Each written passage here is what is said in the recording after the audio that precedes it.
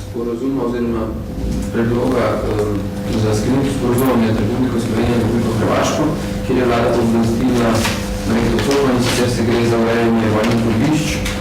To se nanaša na ta zadnje izkopavanja, verjetno pač teh pripadnikov ustaške vojske oziroma mogoče reči, da bi se zdaj pričakovali, da bi prišlo do tega sporazuma, da nam podpisa tega sporazuma in kaj, naprimer, bi se pričakovalo oziroma Hrvaške, da potem tem sporazumu podpisane se resni zaveže in pozame, da ste odgovorni.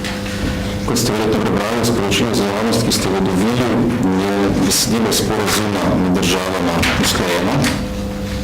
Vlada je pooblastila ministrico za delo, družino in socialne zadeve Marjeta Cotman, da ga podpiše. Sedaj se potrebno uskladiti s hrvaško stranjo, kdaj bi dejansko do podpisa prišlo, ko enkrat dobiš mandat za podpis, potem do podpisa pride v kratkem.